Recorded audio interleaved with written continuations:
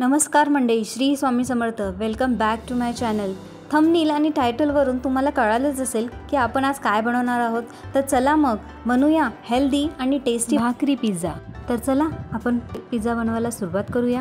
त्यासाठी मी कांदा आणि टोमॅटो बारीक करून घेतला आहे. तसेच कुठल्याही आवडत असलेल्या भाज्या तुम्ही घेतल्या तरी चालतील. मी शिमला मिरची घेतलेली आहे. त्यासाठी एका पॅनमध्ये तेल टाकले आणि कांदा त्यात व्यवस्थित परतून घेतलेला आहे. कांदा थोडा परतून झाल्यावर त्यात टोमॅटो टाकायचा. टोमॅटोही तसाच व्यवस्थित परतून घ्यायचा आणि त्यामध्ये चवीनुसार मीठ टाकून घ्या.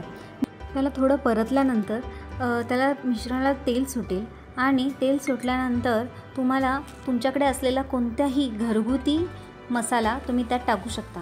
मी माझ्याकडे घरगुती घाटी मसाला आहे तो टाकते आणि त्याचबरोबर जिरे आणि धण्याची पूडही टाकलेली आहे. ते थोडंसं परतून घ्या.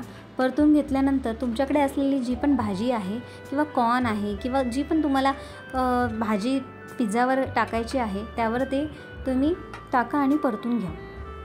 भाजी थोडी परतली की त्याच्यावर एक प्लेट ठेवा आणि त्याच्यावर पाणी टाकून थोडं भाजी वाफू द्या, म्हणजे ती थोडी सॉफ्ट होईल. भाजी शिजत आहे तोपर्यंत आपण बाजूला भाकरीची तयारी करून घेऊया.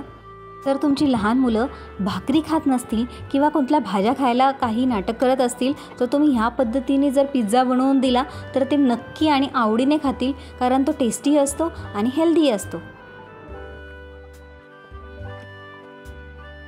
बाजूला ठेवलेल्या भाजीकडे लक्ष असू द्या. थोड्या वाफ आला की ती शिजलेली असेल आणि गॅस बंद करून टाका. भाजी आपली रेडी आहे.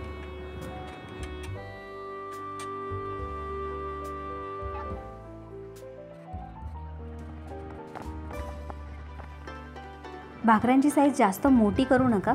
एक प्रमाण पिझ्झाचा जो साईज असते तेवढंच साईज ठेवा आणि थोडं नेहमीपेक्षा भाकरी थोडी जाड ठेवा.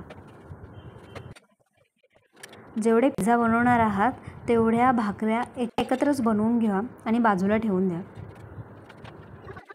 आता तव्यावर भाकरी ठेवा. भाकरीवर तुम्हाला कोणताही सॉस जो पण लागत असेल, जो आवडत असेल तो सॉस पसरू शकता आणि जी आपण बनवलेली भाजी आहे ती भाजी पसरवा आणि त्यावर चीज जे पण तुमच्याकडे अवेलेबल आहे तो चीज त्याच्यावर पसरवा आणि 2 मिनटासाठी झाकून ठेवा. जास्त झाकू नका, फक्त चीज मेल्ट होईपर्यंतच आपल्याला झाकण ठेवायचं आहे.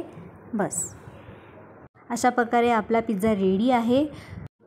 अशा पद्धतीने जर तुम्ही पिझ्झा बनवला तर तुमची लहान मुलं भाकरीही खातील आणि त्यावर असलेली भाजीही खातील. तसंच घरातल्या मोठ्यांनाही हा पिझ्झा नक्की आवडेल.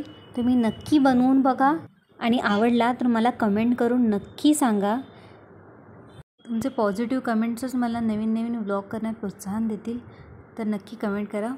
लाईक, शेअर अँड सबस्क्राईब करायला विसरू नका. Bye bye.